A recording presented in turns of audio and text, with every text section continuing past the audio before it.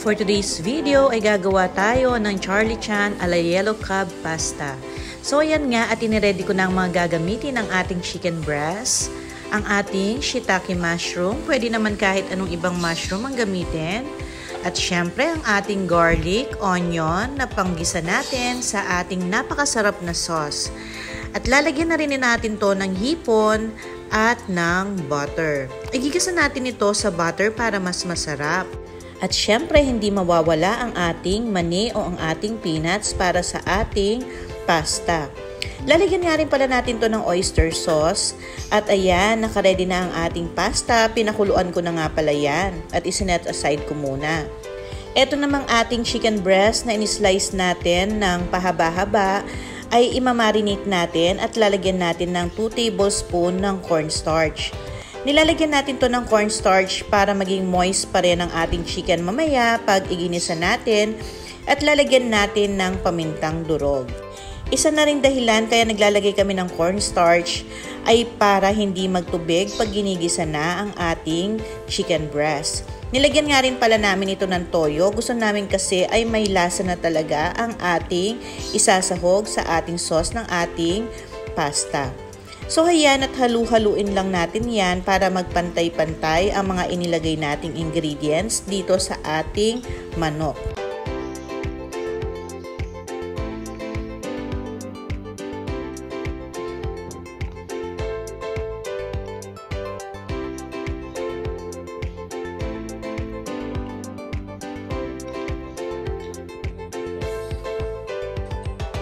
At isinet aside muna natin yung chicken breast na gagamitin natin. Mag-uumpisa na tayong magluto at magisa ng ating sauce. So ayan nga at pinainit ko na itong ating gagamitin at lalagyan na natin ng butter. Uunahin nating iluto dito ay yung ating hipon. Tapos itatabi rin muna natin para hindi ma-overcook ang ating hipon. Basta nagkulay orange na siya ay pwede na kasi maluluto pa naman yan mamaya. Kahit ano naman ay pwede nating isahog dito kung anong meron tayo sa bahay. Kung medyo nakakaluwag-luwag, lagyan na natin ng hipon, o diba? Ito talaga ay nilagyan namin ng hipon kasi nga ay birthday naman ng bayaw ko. Kaya nilagyan na namin ng hipon itong ating sauce. So ayan at medyo nag-orange-orange na siya. Isa-set aside natin yan pag orange na talaga siya.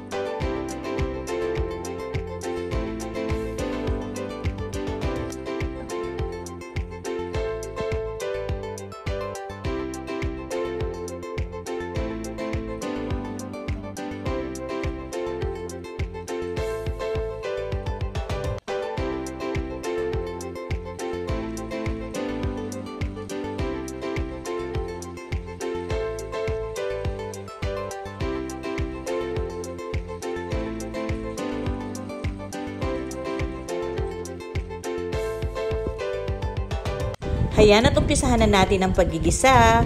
Ilagay muna natin ang ating sibuyas at isusunod natin dito ay ang ating bawang. Favorite talaga namin yung Charlie Chan na pasta, kaya lang medyo mahal pag bumibili sa labas. Kaya nagtry kami minsan gumawa at talaga namang nakuha namin yung lasa ng Charlie Chan na hinahanap-hanap namin. Kaya magmula noon ay every time na mag-crave kami sa pasta na to ay nagluluto na lang kami sa bahay dahil talagang nagustuhan din ng mga bata ang lasa nitong Charlie Chan pasta na to. Ang isa pa kasi nagpapasarap dito ay may konting anghang siya, kaya naman talagang gaganahan kang kumain. So ayan nga, pag okay na ang ating bawang at sibuyas, ay ilalagay na natin yung ating minarinate na chicken breast. Ayan nga pala ay ilulutuin lang natin hanggang sa magpantay-pantay ang pagkakaluto.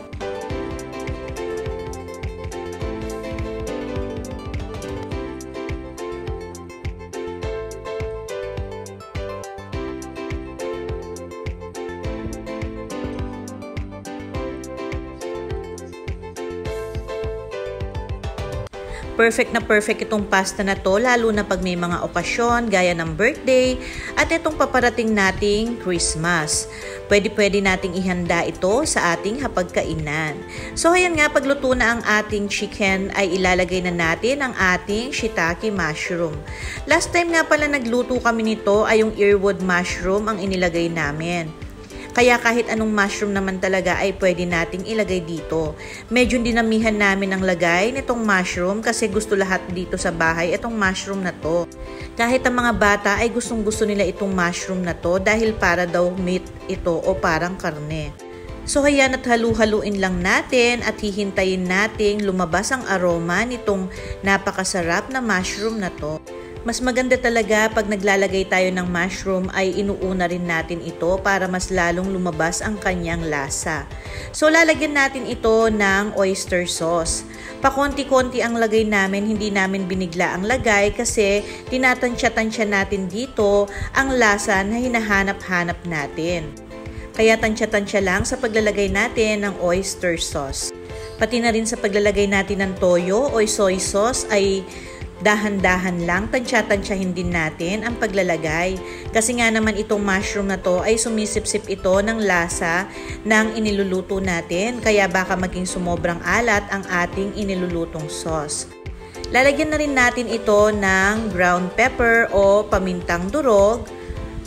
At halu-haluin lang natin ito.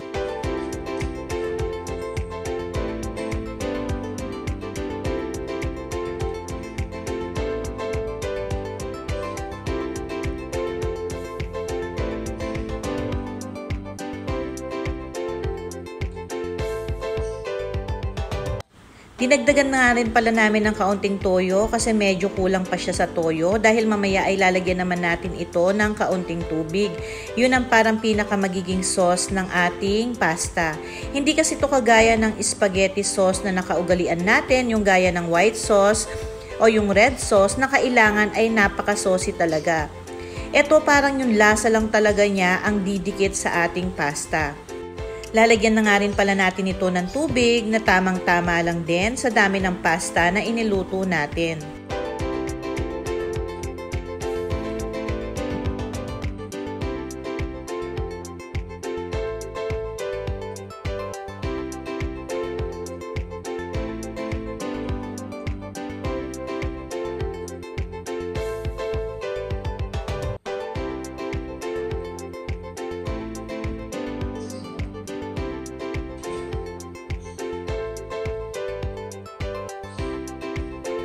Lalagyan na rin natin to ng sugar, pampabalance ng lasa dito sa ating ginagawang sauce. At kung sanay din naman kayong maglagay ng flavoring mix, ay lagyan nyo na rin. Kami kasi ay naglalagay ng flavoring mix dito sa bahay, pero yung tamang-tama lang naman. And nga pala, nasa sa inyo kung anong pampaanghang ang gusto nyong ilagay dito sa sauce ng ating pasta. Kami kasi sakto ay may chili garlic kaming ginawa o niluto dito sa bahay, kaya itong chili garlic ang inilagay naming pampaanghang ng bahagya dito sa ating inilulutong sauce. Ganyan naman kasi talaga ang Charlie Chan, talagang meron siyang konting sipa ng anghang.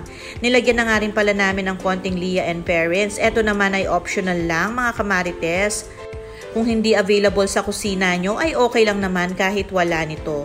At syempre, huwag kalimutan ang ating sesame oil. Medyo marami-raming sesame oil ang ilalagay namin dito kasi ito yung magpapakintab ng ating pasta at magpapabango talaga. May kakaibang aroma itong ating sesame oil. May twist nga pala itong ating Charlie Chan kasi last time na gumawa kami ay may ginawa kaming kakaiba dito na mas nagustuhan naman namin. Kaya talaga naman inilalagay na namin ngayon yon sa sauce ng aming Charlie Chan. Abang-abangan nyo mga kamarites kung ano ito. So ayan nga at inilagay na natin ang ating hipon dahil paluto na ang ating sauce para hindi nga ma-overcook ang ating hipon. Ilalagay na rin natin yung ating mga mani o ang ating peanuts dito sa ating sauce.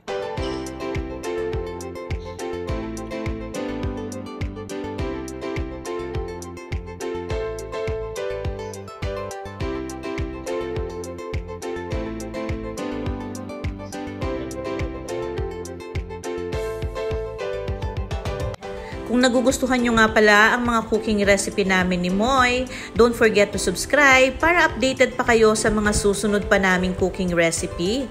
At syempre, huwag nyong kalimutang i-share ang video na to. So ayan nga, ito nga yung twist na sinasabi ko, naglalagay kami ng basil dito sa ating sauce ng ating Charlie Chan. Kasi talaga namang mas masarap at mas nagustuhan namin ang may basil. So, ayan at ready na. Kain po tayo. Thank you for watching.